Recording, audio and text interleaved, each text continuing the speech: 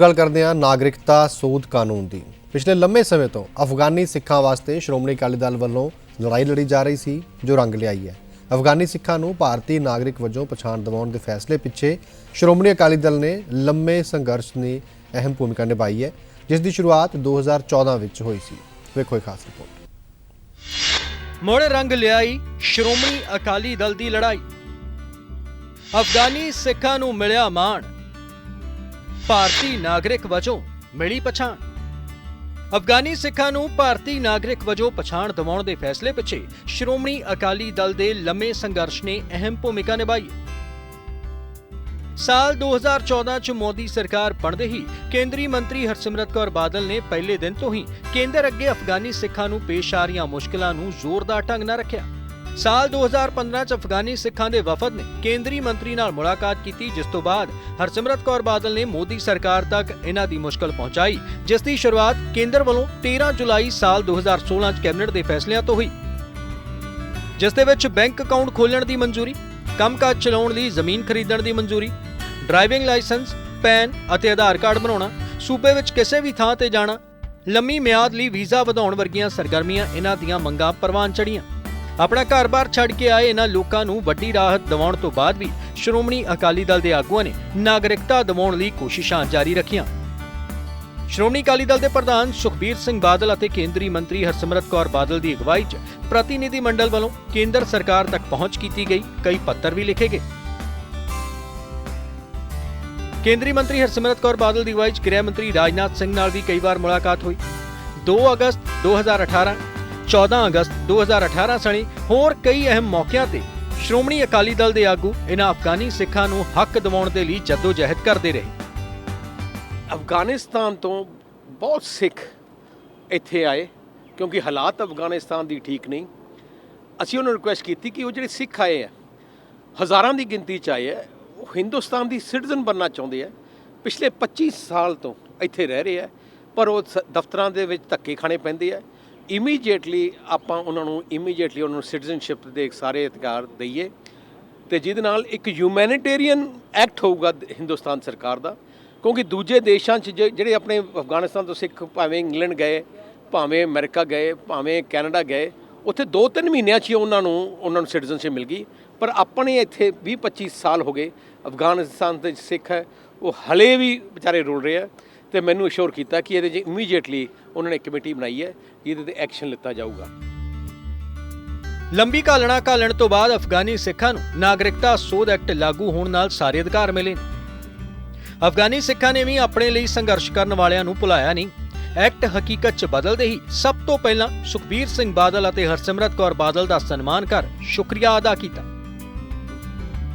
Bill pass ਹੋਇਆ ਹੈ, ਇਸ ਵਾਸਤੇ ਅਸੀਂ ਸਾਰੀ ਜਿਹੜੀ ਕਮੇਟੀਆਂ ਜਿਨ੍ਹਾਂ ਨੇ ਮਿਹਨਤ ਕਰਕੇ ਇਸ ਹੱਦ ਤੱਕ ਜਾ ਕੇ ਬਿੱਲ ਪਾਸ ਕਰਵਾਇਆ ਹੈ, ਮੋਦੀ ਸਰਕਾਰ ਦਾ, ਅਮਿਤ ਸ਼ਾਹ ਜੀ ਦਾ, ਅਸੀਂ ਸਾਰਿਆਂ ਦਾ ਬਹੁਤ ਤਹਿ ਦਿਲੋਂ ਧੰਨਵਾਦ ਕਰਦੇ ਹਾਂ। ਦਿੱਲੀ ਸਿੱਖ ਗੁਰਦੁਆਰਾ ਪ੍ਰਬੰਧਕ ਕਮੇਟੀ, ਸਰਦਾਰ ਮਨਜਿੰਦਰ ਸਿੰਘ ਜੀ ਦਾ, ਸੁਖਬੀਰ ਸਿੰਘ ਜੀ ਬਾਦਲ, ਹਰਸਿਮਰਤ ਕੌਰ ਜੀ ਦਾ, ਅਸੀਂ ਸਾਰਿਆਂ ਦਾ ਤਹਿ ਦਿਲੋਂ ਧੰਨਵਾਦ ਕਰਦੇ ਹਾਂ ਜੋ ਇਹ ਬਿੱਲ ਪਾਸ ਹੋਇਆ ਹੈ। ਸਾਨੂੰ ਇਸ ਦੀ ਬਹੁਤ ਜ਼ਿਆਦਾ ਖੁਸ਼ੀ ਹੈ, ਅਸੀਂ ਆਪਣੀ ਖੁਸ਼ੀ ਦਾ ਇਜ਼ਹਾਰ ਵੀ ਨਹੀਂ ਕਰ ਸਕਦੇ। ਬਹੁਤ ਜ਼ਿਆਦਾ ਖੁਸ਼ੀ ਹੈ ਕਿਉਂਕਿ 30 ਸਾਲ ਤੋਂ ਜਿਹੜੀ ਸਾਨੂੰ ਪ੍ਰੋਬਲਮਾਂ ਸਨ, ਅਤੇ ਅੱਜ ਸਾਨੂੰ ਲੱਗ ਰਿਹਾ ਕਿ ਅੱਜ ਸਾਡੀ ਪ੍ਰੋਬਲਮ ਸੋਲਵ ਹੋ ਗਈ ਹੈ। ਲਾਭ ਮਿਲੇਗਾ ਹੁਣ ਤੇ ਪੂਰੀ ਛੂਟ ਹੋ ਗਈ ਹੈ ਤੇ ਬੜੀ ਖੁਸ਼ੀ ਦੀ ਲਹਿਰ ਹੈ।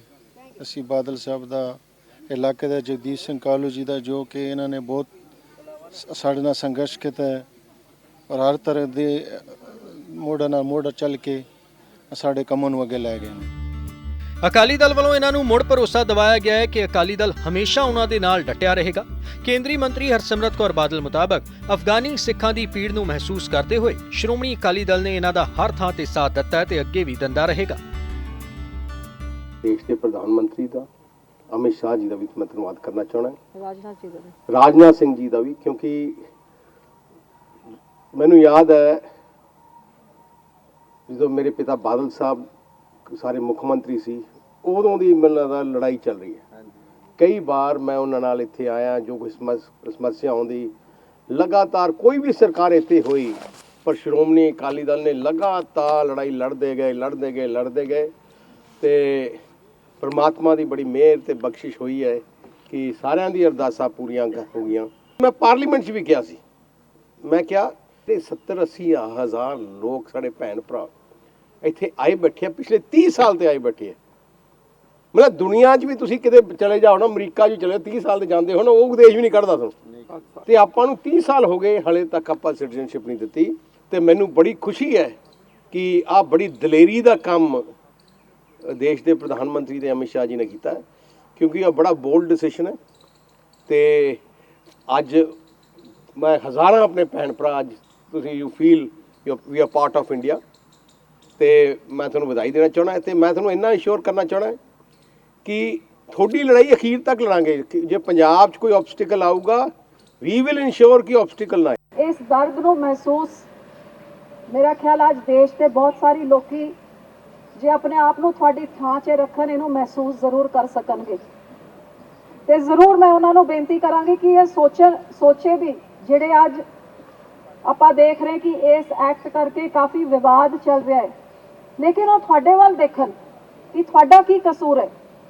30 ਸਾਲ ਹੋ ਗਏ ਤੁਸੀਂ ਆਪਣੇ ਹੀ ਦੇਸ਼ 'ਚ ਆਪਣੇ ਦੇਸ਼ ਦੇ ਨਾਗਰਿਕ ਵੀ ਨਾ ਬਣ ਸਕੇ, ਤੇ ਇਹ ਤੁਹਾਡੇ ਨਾਲ ਅਤਿਆਚਾਰ ਨਹੀਂ ਹੈ ਤੇ ਕੀ ਸੀ।